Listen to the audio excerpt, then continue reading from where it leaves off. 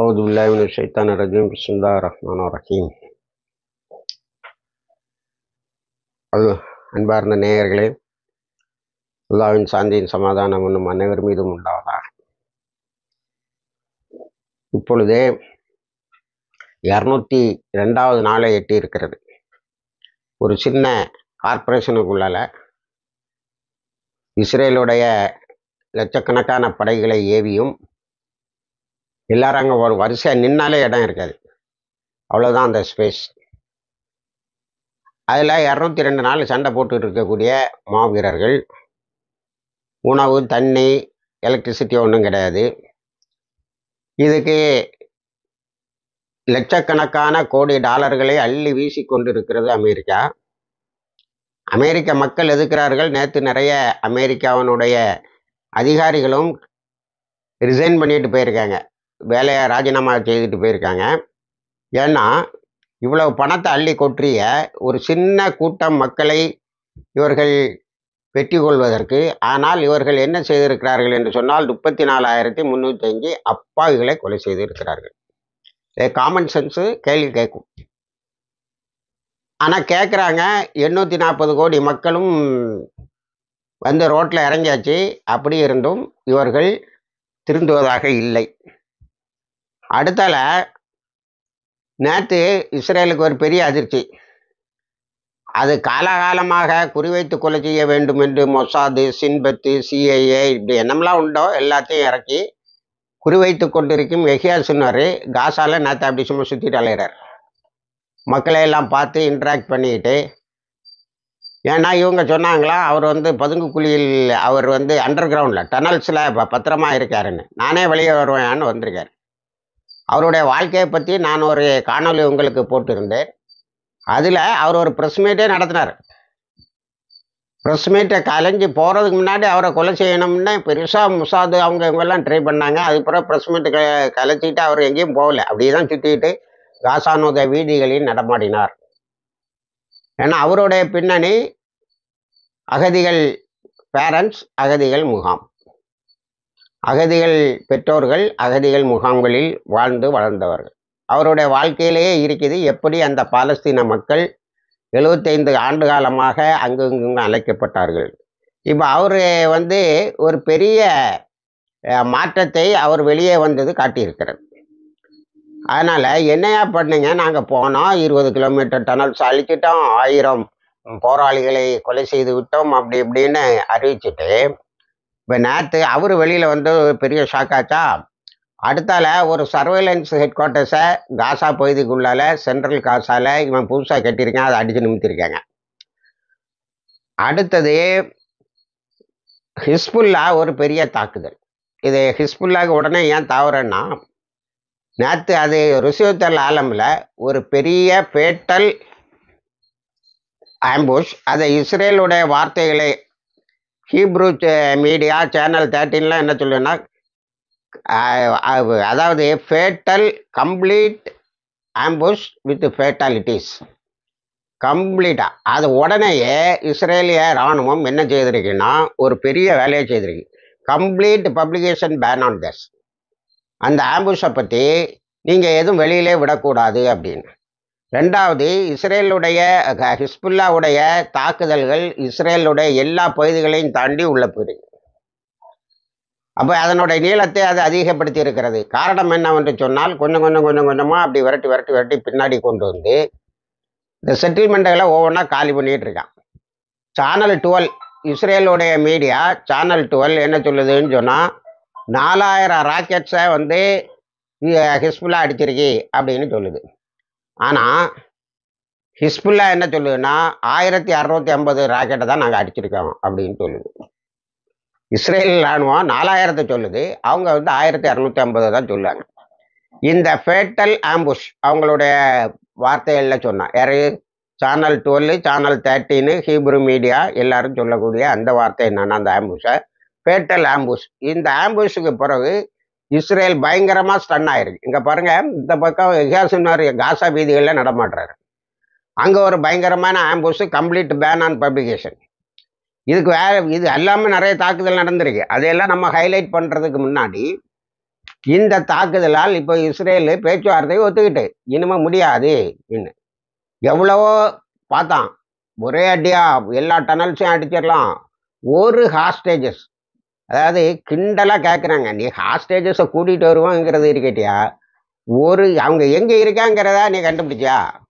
உன்னால் சொல்ல முடியுமா தான் இங்கே தான் இருக்காங்கன்னு? இங்கே தான் இருக்காங்கன்னா போய் அந்த இடத்த குண்டு போட்டிருப்பேன், அழிச்சிருப்பேன். அணுகுண்டை வேற நீ தயங்காமல் பயன்படுத்துகிற ஆள் தான். இப்போ நேற்று ஹமாஸ் அறிவிச்சிருக்கு 30 இஸ்ரேலி ஜெனரல்ஸ் அண்ட் ஆஃபீஸர்ஸ், 30 இஸ்ரேலுடைய தளபதிகளும் மிலிட்டரி, அதாவது இராணுவ அதிகாரிகளும் எங்கள் பிடியில் இருக்கிறார்கள்.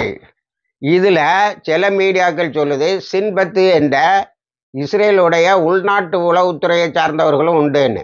என்னாச்சு? அவமானம், அசிங்கியம் எல்லாம் ஒன்றா வந்திருக்கு உனக்கு. இவர்களையாவது நீங்கள் மீட்பியலா? இப்போ இந்த 30 பேர் தொடக்க காலத்தில் அக்டோபர் 7 202 நாட்களுக்கு முன்னாடி அழைத்து செல்லப்பட்டவர்களில் உள்ளவர்களா அல்லது இப்போ புதுசாக புடி கிடைச்சாங்களாங்கிறது சந்தேகத்துக்குரியது. ஆனால் 30 பேரை மட்டுமே குறிவைப்படும். அப்போ 439 பேருன்னு இவங்க சொன்னாங்க, இஸ்ரேலிய இராணுவத்தினர். அவங்களை எப்போவுமே நாங்கள் வெளியிட மாட்டோம் என்று போராளிகள் குழுக்கள் சொல்லியிருந்தது. அது ஆக்சஸ் ஆஃப் இஸ்லாமிக் ரெசிஸ்டன்ஸ் சொல்லியிருந்து. இப்போ 30 பேர் புதுசாக மாட்டிருக்கான், சின்பத்துக்காரனும் மாட்டிருக்கான். அப்போ உன்னுடைய பெரிய படோடபங்கள்லாம் அப்பாவி மக்கள் இறந்த கணக்கோடு நின்று போய் விடுகிறது. காசா எந்த அளவுக்கு ஃப்ரீயாக இருக்குன்னா, எஹியா சின்னரே வெளியில் வந்து எல்லா இடமும் போய் சலான் சொல்லிக்கிட்டு எல்லாரையும் கூப்பிட்டு பேசிட்டு எப்படி இருக்கீங்கன்னு கேட்டுற அளவுக்கு காசா ஃப்ரீயாக இருக்கு. உன்னுடைய நாகல் பிரிகேட்ஸ் வந்து சென்ட்ரல் காசாலிருந்து வெளியில் வந்திருக்கு.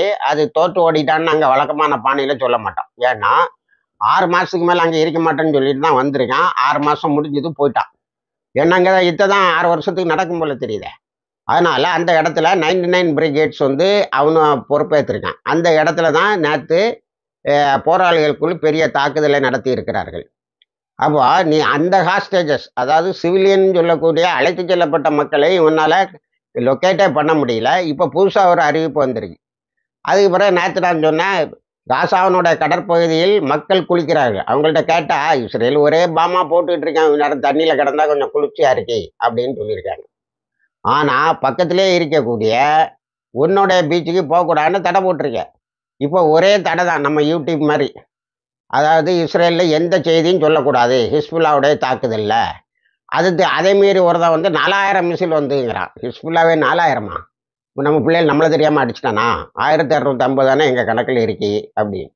அதுக்கு இவனும் விளக்கம் சொல்கிறான். 1250 அட்டாக்கு, ஒவ்வொரு அட்டாக்லையும் 30-40 அனுப்பினீங்கள, அது மறந்துட்டேலா அப்படின்னு கேட்குற அளவுக்கு ஹிஸ்புல்லாவுடைய தாக்குதல் இருக்கு. அதுதான் நேற்று அவனை நெகோசியேட்டிங் டேபிளுக்கு கொண்டு வந்து. இப்போ பேச்சுவார்த்தைக்கு அவன் வந்த பிறகு இவங்க என்ன சொல்கிறாங்கன்னா, 5 வருஷத்துக்கு யுத்தம் இல்லைன்னு போட்டுருவோம், தனி பாலஸ்தீன ஸ்டேட்டை கொடுத்துரு, நாங்கள் வேணா ஒரு அரசியல் கட்சியும் கூட ஆரம்பிச்சுக்கிட்டோம், சும்மா ஏதாவது பேசிட்டு கிடக்கலாம், கீழே எங்கள் ப்ரிப்பரேஷன் நடந்துகிட்டு தான் இருக்கும்.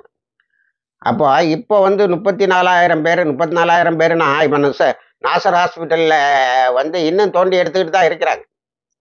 700 2000னாங்க, இன்னைக்கு கணக்கில் 400 பேருக்கு மேலே இருக்காது அப்படின்னு சொல்கிறாங்க. இது வரைக்கும் 283 பாடி, நேற்று ஒரு 70, ஒரு 350க்கு கிட்ட எடுத்துட்டாங்க. அப்போ சிஃபா ஹாஸ்பிட்டலில் போட்டு புதைச்சது இதெல்லாம் என்னதான் காட்டு மிராண்டிகள் கூட செய்யாத வேலை. போய் ஆஸ்பத்திரியில் இருக்கக்கூடிய நோயாளிகள்லாம் கையை கட்டிட்டு சுட்டு அங்கே போட்டு புதைச்ச இது போராளிகள் குழுவுக்கு பெரிய இதெல்லாம் ஒன்றும் சொல்ல முடியாது. அவன் அப்பாய்களை கொலை செய்து அவனுடைய நோக்கம். ஏன்னா ஒரு இஸ்ரேலிய இராணுவத்தை சேர்ந்தவர் தான் சொல்லியிருக்கான். அவனுக்கு எப்படி எஜுகேட் பண்ணுறாங்கன்னா, இங்கே பாரு, நீ 2014 கொலை செய்யாதவன் தான் இப்போ போராடுறான், அதனால் இவன்லாம் வருங்கால ஹமாஸ் குழந்தை அதுக்கு பிறகு வரக்கூடிய ஹமாஸ், அதனால் கொலை செய்துறேன். நான் ஏற்கனவே உங்களுக்கு இந்த யூத் பல்ஜுங்கிற கான்செப்டை சாமுவேல் பி ஹண்டிங்டன் அறிமுகப்படுத்தினா சொன்னேன். 2025, அதாவது அடுத்த வருஷத்தில் வரைக்கும் அவன் பிளான் போடுறான். எப்போ? 1993 பிளான் போட்டு 97 புத்தகமாக வருது. இதெல்லாம் டிக்ளேர்டு வார் பிளான்ஸ், இதெல்லாம் அறிவிக்கப்பட்ட யுத்த திட்டங்கள். அதில் என்ன சொல்கிறான்னா, 2025 முஸ்லீம்களில் தான் அதிகமான இளைஞர்கள் இருப்பாங்க, அதனால் அந்த இளைஞர்கள் வெளியிலே வராமல் அல்ல அவர்கள் கருவிலே இருந்து பிறக்காமல் பார்த்து கொள்ள வேண்டும்னு சொல்லி முஸ்லிம் பெண்களின் கருவறையில் தான் இந்த யுத்தத்தை தொடங்க வேண்டியது இருக்கிறதுன்னு சொன்னான். ஏன்னா அப்போ அவன் புத்தகத்தை வெளியிடும் போது அதாவது ஃபாரின் அஃபேர்ஸில் வந்து ஆர்டிகிள், புத்தகம் இல்லை, ஃபாரின் அஃபேர்ஸ், அதாவது அமெரிக்காவினுடைய அபிஷியல் பத்திரிகை, வெளிவாரத்துறையினுடைய பத்திரிகை, ஃபாரின் அஃபேர்ஸ் பத்திரிகையில் 93 போட்டு உலகம் முழுவதும் கருத்து கேட்டு 97 புத்தகமாக கொண்டு வரான். அதை நான் அது வந்து 2 வருஷத்துல இருந்தே பேசிகிட்டு இருக்கேன். அப்போ 2000ஆவது ஆண்டில் அவன் என்ன சொல்லான்னா, இன்னும் 25 வருஷத்தில் இளைஞர்கள் 25 வருஷம்னு வச்சுக்கோமே, அந்த குழந்தை எப்போ பெறணும்? 97, 98, 2000 இந்த வருஷம் தான் சொன்னான். அதனால தான் ஈராக்கில் கடைசியில் நேப்பாம் போன்ற உள்ள விஷவாயு இதைகளை போட்டு அப்போ பிறந்த குழந்தைகள்லாம் டிஸ்ஃபார்ம்டாக பிறந்தது. குழந்தைகள் தலை வீங்கி கால் வீங்கி எந்த அளவுக்குன்னா, அந்த தாய்மார்கள் தங்களுடைய குழந்தை தங்களுடைய ஆயுள் காலத்திலேயே மௌத்தாகி விட வேண்டும், அல்லாவிடம் போய் சேர்ந்து விட வேண்டும் என்று விரும்பினார்கள். ஏனென்று சொன்னால் ஒரு துணை இல்லாமல் அவர்கள் வாழ முடியாது. தங்களுடைய குழந்தைகளை அப்படி விட்டு சொல்லக்கூடாதுங்கிற அளவுக்கு கொடுமைகளை செய்தவர்கள். அப்போ இவங்க என்ன பார்க்குறாங்கன்னா, எதிர்காலத்து தலைமுறை இப்போவே பிறக்கக்கூடாதுன்னு பார்க்குறவனும். அதைத்தான் இஸ்ரேல் இராணுவத்துக்கு சொல்லி கொடுத்துருக்கா. ஒரு இராணுவ அதிகாரி பேட்டியை கொடுத்து, நான் வந்து நம்ம காசாக்கு சண்டைக்கு போக மாட்டேன்னு மறுத்தது ஏன்னு பேட்டி கொடுத்துருக்கேன். அதில் நீ அன்னைக்கு 2000 கொலை செய்யாமல் விட்டான்னா இன்னைக்கு போராடுறான், 2014 கொலை செய்யாமல் விட்டவன் தான் இப்போ போராடுறான்னு இப்படி எஜுகேட் பண்ணுறான். ஆனால் எவனை கண்டாலும் கொல்லு, நான் எதிர்கால எதிரின்னு சொல்லி அறிவிக்கக்கூடிய அளவுக்கு இருக்கிறது அது. அப்போ இதுதான் எஜுகேஷன்னு சொன்னால், அப்பாவிகளை கொலை செய்து உங்களுக்கு அவங்களுக்கு ஒன்றும் ஆச்சரியமாக இருக்காது. அவர்களுக்கு எல்லோருமே எதிரிகள் தான். நான் ஏற்கனவே ஒரு காணொலியில் உங்களுக்கு சொன்னேன், பெண்களை குறிவைப்பார்கள், ஏனென்று சொன்னால் வருங்கால முஜாஹிதுகளை பெறுபவர்கள் அவர்கள் தான் என்று. ஆனாலும் 19,000 அனாதை குழந்தைகளுக்கு 19,000 போராளிகளை நீ இதில் உருவாக்குனதான். 34,000 பேரை நீ கொண்டுட்டாலும் ரபுல்ஸில் கிடக்கக்கூடிய ஒரு 7,000 கூட சேர்த்துக்கிட்டா 41,000. அதில் 19,000 போராளிகள் இதாயிட்டான். இப்போ நேற்று வெஸ்ட் பேங்கில் அலெக்சாவை போட்டு ஒரு மாதிரி அசிங்கப்படுத்திட்டு உட்காந்துட்டு இருக்கானோ. இன்னைக்கு வெள்ளிக்கிழமை வேற இவங்க வேற சும்மா சொல்லணும். அலெக்சா இப்போ எப்படி இருக்குன்னா, இவனுவன் வந்து பாஸ் ஓவர் டேக்கு போவான்னு பார்த்தா இராணுவமே வெறும் இராணுவம் தான் குவிஞ்சிருக்கு. அது பேரக்ஸா மாறிவிட்டது என்று எல்லோரும் சொல்லக்கூடிய அளவுக்கு அல்-அக்ஸா வளாகத்தை ஆக்கி வைத்திருக்கிறார்கள். இராணுவத்தை கொண்டு எக்கச்சக்கமாக குவிச்சு அங்கே இவனுக்கு பூஜா புனஸ்காரம்னு கிடக்கிறான். நேற்று அதை நேருக்கு நேர் நின்று சண்டை போட்டதில் ஒரு கூட்டம் வந்து youth for revenge and liberation, அவங்க பேரே அப்படி தான் வைக்கிறாங்க. எங்களை கொலை செய்தல்ல, அதுக்கு பழி வாங்குவோம், அதுக்கு லிபரேஷன் சொல்லி வர்றாங்க. இப்படி புது புது போராளி குழுக்களை உருவாக்குனது தான் உன்னுடைய சாதனையை தவிர, வருங்கால எதிரிகளை இப்பொழுதே கொண்டு விட்டேன்னு சொல்லுறது உன்னுடைய சாதனை அல்ல.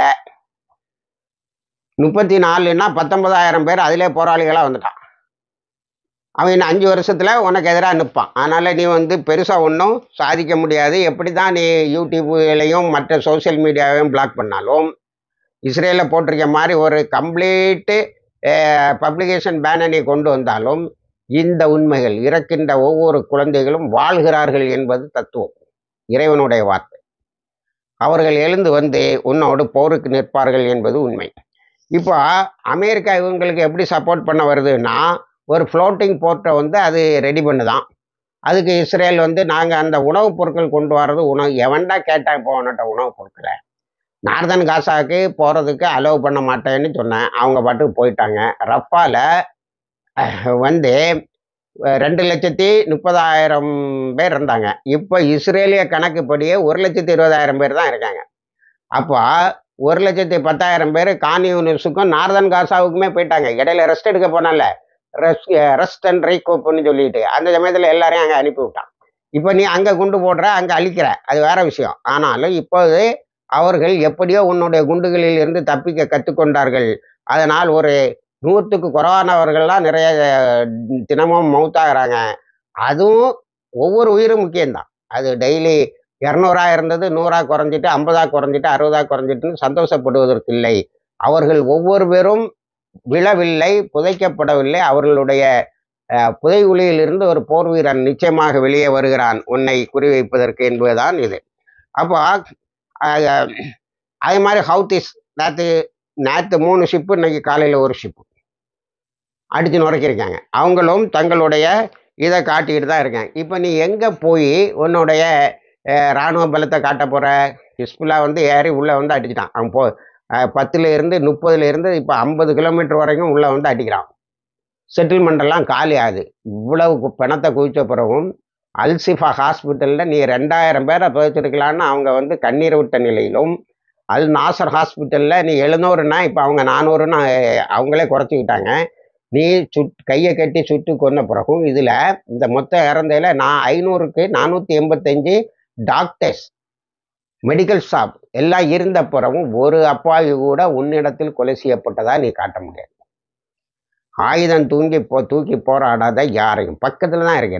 ரெண்டு செட்டில்மெண்ட்டை பிடிச்சிட்டான். நிர்மானுங்கிற இடத்துலையும் சர்தோத்துங்கிற இடத்தையும் 2 செட்டில்மெண்ட்டை அவங்க கம்ப்ளீட்டாக கையில் எடுத்துட்டாங்க. அவ்வளோ பேரையும் பணமாக்கி அவங்களும் பணங்களோட எண்ணிக்கை இவ்வளோ பேர் கொலை செய்யப்பட்டார்கள். ஏன்னா செட்டிலேஸ் வந்து நல்லவங்க கிடையாது. எல்லாரும் ஆயுதம் தாக்கி போராடுறவன். அவனையும் கூட அவர்களுக்கு கொலை செய்வதற்கு அனுமதி இருந்தும் அவர்கள் ஆயுதம் தூக்கி போராடாதவர்கள். எங்கே இருந்து வாழ வந்தான், இப்போ ஓடி போயிடலான்னு நினைக்கிறா. அதுக்கும் வழி இல்லை. எல்லா ஏர்போர்ட்டையும் இந்த ஈரான் போட்டு அடித்து நின்றுட்டான். இதுக்கடையில் ஈரான் ஒரு தமாஸ் பண்ணியிருக்கான். எப்படி தெரியுமா? ஒரு ஈரானில் உள்ள ஒரு பெண் வந்து இஸ்ரேலோடைய ஒரு அதாவது இந்த இராணுவ ட்ரக்கெல்லாம் ஓட்டுறான்ல, அவனோட தொடர்பு இதில் ஃபேஸ்புக்கில் வச்சு அவ்வளோ தகவலையும் எடுத்துட்டான். அவ்வளோ தகவலையும் எடுத்துக்கிட்டு அந்த என்ன தகவல் எடுத்துருங்கன்னா, இந்த அயன் டோமை எங்கெல்லாம் கொண்டு நீங்கள் பிளேஸ் பண்ணுறீங்கிறத அவனை வச்சு தகவல் எடுத்துட்டான்.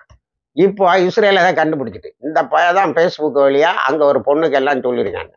இஸ்ரேல் கண்டுபிடிச்சல மிகப்பெரிய உண்மை என்னவென்று சொன்னால், அது பொண்ணு இல்லை, ஒரு இராணுவ வீரன். அவன் ஒரு பொம்பளை மாதிரி பேசியே இவன்ட்ட வாங்கினான். எப்படி நாக்க தொங்க விட்டு அலையிறான்னு பற்றியலா?